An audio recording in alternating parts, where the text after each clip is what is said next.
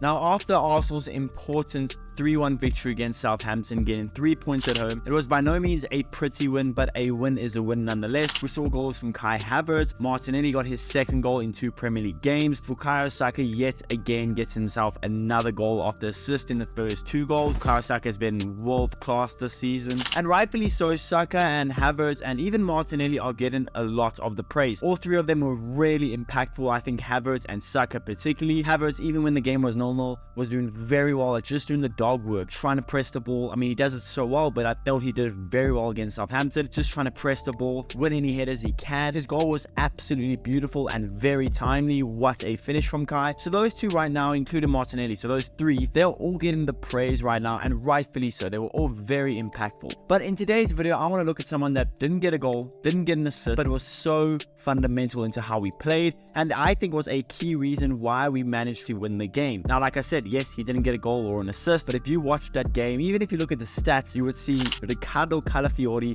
was absolutely scintillating. And this is the thing, when Ben White comes back, Arteta has a headache for the fullbacks. Does Ben White start at right back ahead of Yuri Timber, and then do you put Yuri Timber back at left back? I don't think you can put Yuri Timber ahead of Riccardo Calafiori right now when Calafiori is playing so well at left back. So just what made Calafiori so impactful against Southampton? Well, that's what we'll be talking about today. So what's going on, everyone? You are listening to Gunner Central here. I hope you're all doing well. Please be sure to like the video, subscribe if you guys haven't already, and let's get into it. Now, if you just look at the stats of Riccardo Calafiori, if you never watched the game, you just watched the highlights, you wouldn't have seen anything from Riccardo Calafiori. But if you looked at the stats, you would immediately know what I'm talking about. He had 37 out of 45 accurate passes, 67 touches, 5 touches in the opposition box as a left back, 3 out of 3 successful dribbles, 7 passes into the final third, 1 out of 1 accurate long balls. Defensively, he was a menace, winning 2 out of the 3 tackles, getting a block, getting 3 interceptions, 9 defensive actions, 6 recoveries, only dribbled past once the whole game. He won 9 duels, lost only 3. He won 8 out of 11 ground duels. He won 1 out of 1 aerial duels. He was fouled twice, and he only committed 2 fouls as a left back. And Tyler Dibley is someone I rate very highly for Southampton, a good academy product for them. And only towards the end, when Calafiori was really tired, well, that's only when Tyler Dibley started actually having an impact on the game. Statistically, Riccardo Calafiori had an elite performance, but this is the thing, it isn't even about the stats. Riccardo Calafiori, his defensive impact, again, to pocket Tyler Dibley for most of the game, to be so good, just winning every duel he could. I remember the aerial duel that he did win. He was so strong in the air, he pushed the guy aside essentially and just won the ball. Very, very easy. He looked like he made everything so much easier. Defensively, he's just such a nightmare. And this is the thing, he was originally a centre back, a lot like Ben White, and that helps them to play defensively as a fullback when they're one-on-one with a winger. Riccardo Calafiori was so impressive, especially defensively, but then you look at his offensive impact in the game, and that is also where he stood out. When he inverts, he is so cool, so calm and so collected. And here's the thing, this time last season, our best inverted fullback was Zinchenko. It hurt to say, but on the ball, Zinchenko was our best fullback. But now with Yuri Timber being fit and Riccardo Calafiori being fit, and both of them playing so well, I am pretty sure Zinchenko has gone to 3rd place now.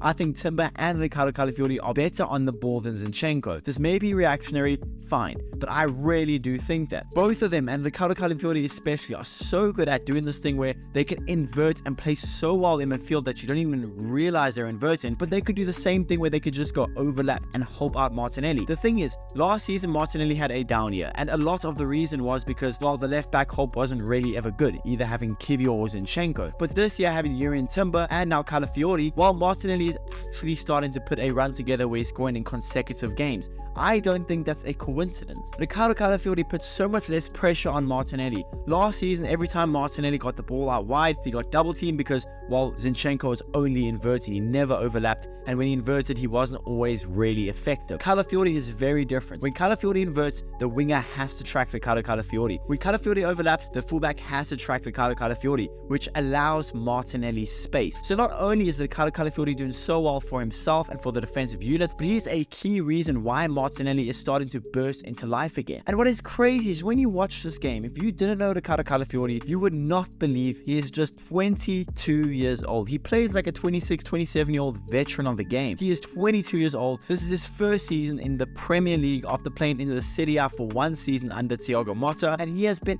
absolutely scintillating. The thing is, I remember when we signed him, I was saying this whole time, I still think Yuri Timber is ahead of him in the pecking order as a left back, and I saw Calafiori as more of like, he will play as a left back, but he also plays as centre back and kind of just a squad player, but out of these performances, it's beginning to be very difficult to see Riccardo Calafiori as anything but our starting left back. I love Yuri Timber, and to me, I still maybe prefer Yuri Timber even just a little bit, but Riccardo Calafiori looks so calm and so confident in midfield as a left back, as a centre back. Riccardo Calafiori is such a good player, and his performance against Southampton should not go unnoticed. Well done, Calafiori.